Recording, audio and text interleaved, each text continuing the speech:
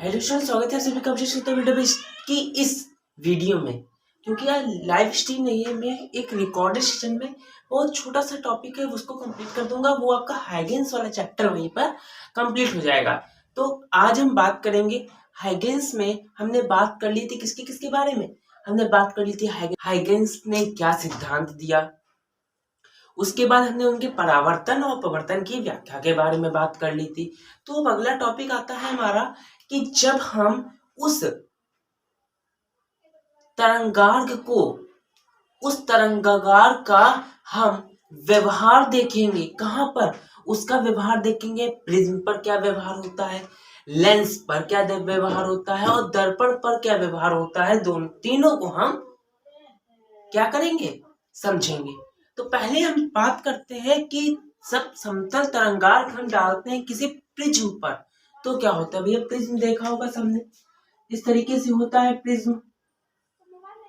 जब इधर से किरण डाली जाती है, इधर से किरण डाली जाती है, ऐसे होकर के वो इस तरीके से यहाँ पर 7 रंगों में विभाजित हो जाएगी, जिसको हम विबग्योर बोलते हैं। हो जाती है कि नहीं हो जाती है? हाँ सर, हो जाती है। तो हम वही देखेंगे, अगर हम इसके ऊपर समतल तरंगार्ग क्या करेगा, कैसे क्या बनेगा। तो उसके लिए देखते हैं। देखिए जैसे कोई ये चित्र है, एक ये प्रिज्म है।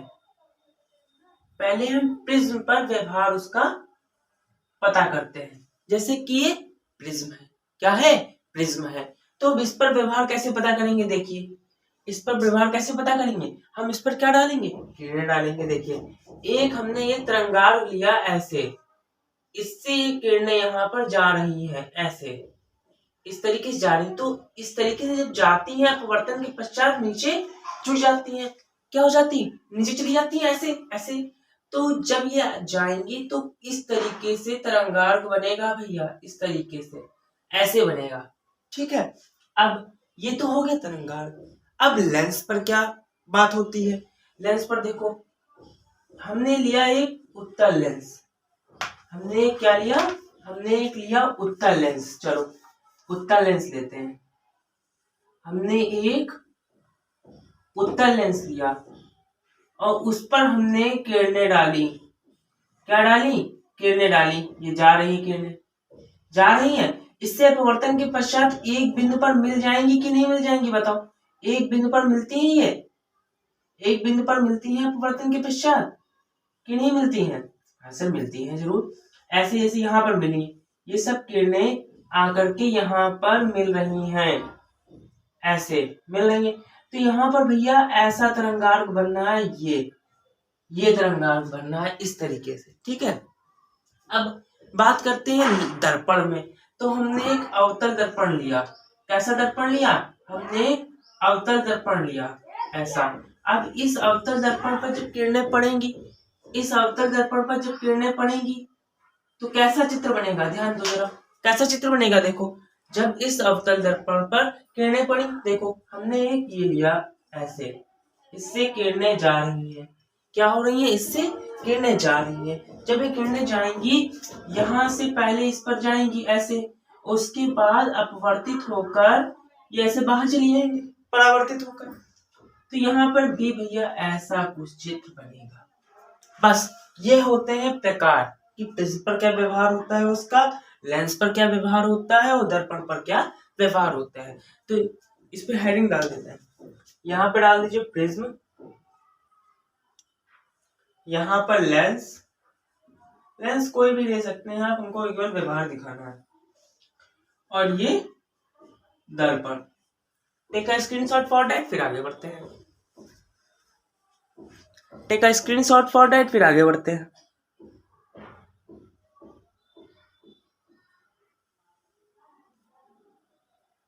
हो गया? ठीक, चलिए आगे बढ़ते हैं फिर। हाँ जी, तो अब हम बात करेंगे प्रकाशिक पथ के बारे में। प्रकाशिक पथ क्या होता है, ऑप्टिकल पाथ क्या होता है।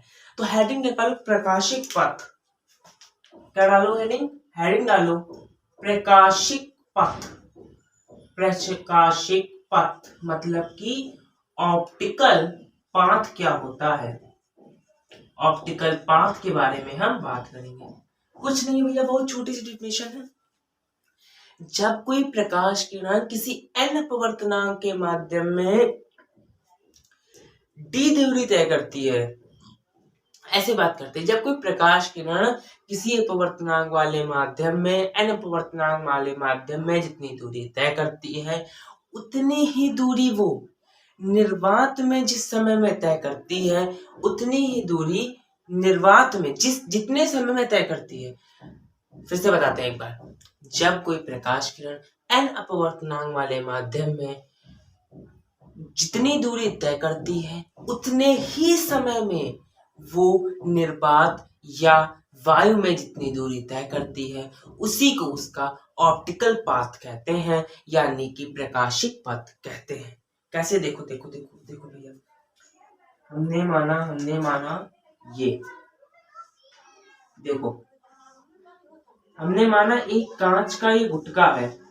क्या है?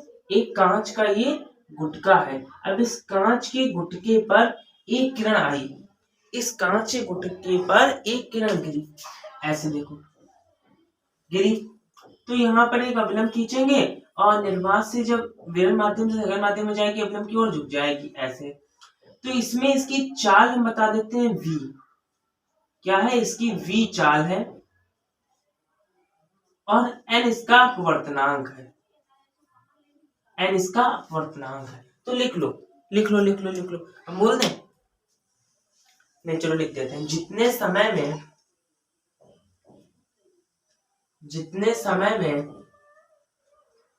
प्रकाशिक किरण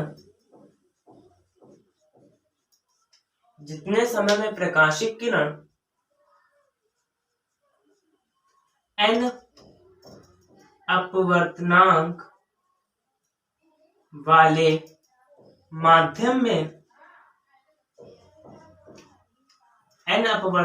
वाले माध्यम में d दूरी तय करती है, उतने ही समय में d दूरी तय करती है, उतने ही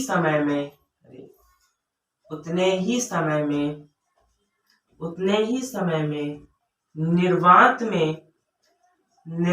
में चली गई दूरी को प्रकाशिक पथ कहते हैं। ठीक है? क्या कहते हैं? प्रकाशिक पथ कहते हैं।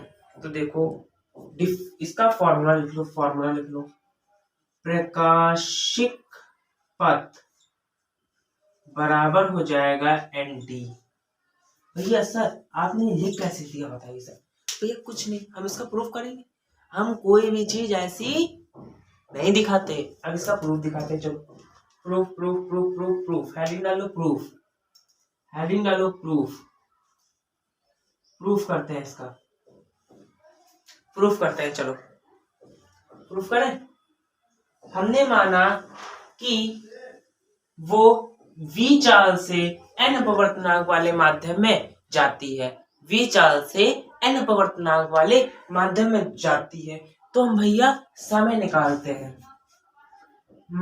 मानते हैं कांच के गुटके में चलने में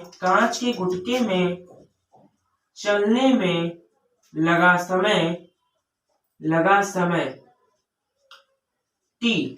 हमने भैया फॉर्मूला पढ़ रखा है, चाल बराबर दूरी बटा समय। तो भैया समय ऊपर जाएगा, चाल नीचे आएगी, तो यही हो जाएगा t = दूरी t, चाल है हमारी v, t = d/v। और हमने एक फॉर्मूला पढ़ रखा है, n = c/v होता है। पढ़ा है कि नहीं पढ़ा है? पहले चैप्टर में पढ़ा था लेंस में। तो इसका मान रख देते हैं, v का मान निकालें तो c/n आएगा, मान रख देते हैं यहाँ पर, इसको यहाँ पर लिख देते हैं। चूंकि n = c/v होता है, इसीलिए v = c/n। तो यहाँ बात करते हैं, तो ये हो जाएगा हमारा t = d/v v की वैल्यू c ऊपर n हो जाएगा। ठीक है, ठीक है कि नहीं, बताओ जल्दी से। ठीक है इतना, चलो आगे बढ़ते हैं फिर। जब इतना ठीक है फिर आगे बढ़ते हैं। NDC हो गया। अब हम प्रकाशिक पथ याद करते हैं। हमने अभी प्रकाशिक पथ, प्रकाशिक पथ हमें निकालना है। प्रकाशिक पथ सही से लिख देते हैं।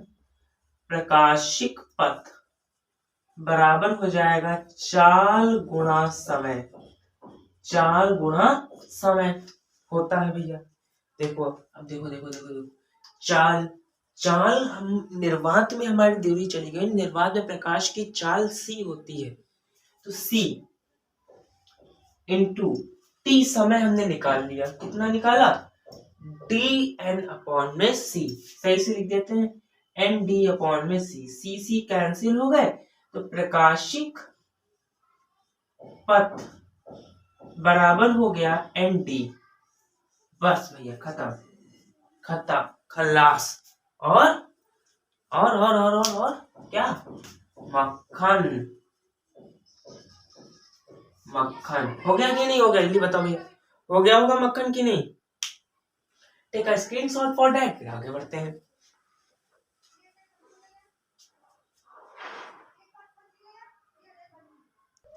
हाँ जी, तो अगला लास्ट टॉपिक हमारा इस चैप्टर का बिल्कुल लास्ट टॉपिक आता है, जो जिसका हम प्रूफ कर चुके हैं। जिसका हम प्रूफ कर चुके हैं पहले वाले चैप्टर में, लेंस वाले चैप्टर में हमने इसका प्रूफ बहुत विस्तार से किया था। तो हम केवल उस प्रूफ को यहाँ पर कर देंगे एक छोटे से जगह में। तो हेडिंग लगा लो, प्रकाश के एक माध्यम से दूसरे माध्यम में जाने पर उसकी तरंगदैर्घ्य में क्या परिवर्तन होता है। अगली हेडिंग लगा लो, प्रकाश के एक माध्यम से दूसरे माध्यम में जाने पर तरंगदैर्घ्य में परिवर्तन। अब इसको निकालेंगे, चलो देखो हम निकालते हैं। प्रकाश जब निर्वात या वायु में चाल, प्रकाश की निर्वात या वायु में, हमने माना एक किरण जो है वो यहाँ पर एक जल है, निर्वात से जल में आ रही है, निर्वात से जल में आ रही है। यहाँ पर इसकी तरंगदैर्घ्य लैम्डा ए है और यहाँ पर इसकी तरंगदैर्घ्य लैम्डा डब्ल्यू है। ठीक है, वाटर है तभी डब्ल्यू है, एयर है इसलिए ए निकालें। तो हम यहाँ पे लिखेंगे प्रकाश की निर्वात या वायु में चाल बराबर हो जाएगा v equal to N lambda. ये हमने सूत्र पढ़ रखा है, तो हम इसमें अगर प्रकाश की चाल निकालें, प्रकाश की चाल होती है c, n को हम म्यू भी लिख सकते हैं, n को हम ये भी लिख सकते हैं, लेकिन हम यहाँ पे म्यू लिखते हैं चलो, और लैम्डा को हम लैम्डा ए लिख देते हैं। इक्वेशन नंबर फर्स्ट डाल देते हैं और प्रकाश की जल में चाल निकालते हैं। प्रकाश की जल में चाल क्या निकालेंगे बताओ जल्दी। जल में चाल v रखते हैं, इसको म्यू और इसको लैम्डा डब्ल्यू। इक्वेशन में फर्स्ट एंड इक्वेशन नंबर 2, तो फ्रॉम इक्वेशन 1 डिवाइड बाय 2, तो c अपॉन में v इज इक्वल टू हो जाएगा म्यू अपॉन में म्यू टू लैम्डा ए अपॉन में लैम्डा डब्ल्यू। हमने मामला अभी भी पढ़ा था और फिर से पढ़ रहे हैं, n बराबर c अपॉन में v। लास्ट में इसी का खेल होता है सारा, ये यहाँ से यहाँ कैंसिल हो गया, n इज इक्वल टू आ गया लैम्डा ए अपॉन में लैम्डा डब्ल्यू, या लिख सकते हैं लैम्डा डब्ल्यू बराबर लैम्डा ए अपॉन में n, या इसको ऐसे लिख लो लैम्डा 1 बराबर लैम्डा 2 बराबर लैम्डा 1 अपॉन में n, ऐसे लिख सकते हो। और ऐसे भी लिख सकते हो। मतलब कि अगर हमसे कहे कि n अपवर्तनांक वाले माध्यम में जाना है और पहले की तरंग दैर्ध्य हमें पता है, दूसरे की निकालो। तो जैसे हमने कहा कि n अपवर्तनांक वाले माध्यम में जाना है, हमने कहा तरंग दैर्ध्य जो है हमारी 6000 एंगस्ट्रॉम है। भैया तरंग दैर्ध्य एंगस्ट्रॉम में होती है, हमने कहा 6000 एंगस्ट्रॉम हमारी तरंग दैर्ध्य है। तो भैया और अपवर्तनांक भी दे रखा है, और अपवर्तनांक भी दे रखा है। कितना है अपवर्तनांक? अपवर्तनांक हमने कहा 2 अपवर्तनांक है इसका, हमने कहा 2 अपवर्तनांक है। लैम्डा 1 बराबर अपवर्तनांक ये है और n बराबर 2 है। तो ये लैम्डा 2 निकाल के बताओ, ये का फॉर्मूला में रख देना। लैम्डा 2 बराबर लैम्डा 1 हो जाएगा 6000 एंगस्ट्रॉम और अपवर्तनांक है 2, 2 से काट दो तो 3 6 होता है, लैम्डा 2 बराबर 3000 एंगस्ट्रॉम होती है। तो इससे हमें क्या पता चला? इससे हमें पता चला कि जब कोई प्रकाश किरण एक माध्यम से दूसरे माध्यम में जाती है तो उसकी तरंग दैर्ध्य घट जाती है। क्या पता चला? उसकी तरंग दैर्ध्य घट जाती है। तो आज के सेशन को यही पर समाप्त करते हैं, मिलते हैं नेक्स्ट सेशन में। इसमें हम बात करेंगे व्यतिकरण के बारे में। किसके बारे में? इंटरफेरेंस के बारे में बात करेंगे। तब तक के लिए खुश रहिए, मस्त रहिए, धन्यवाद।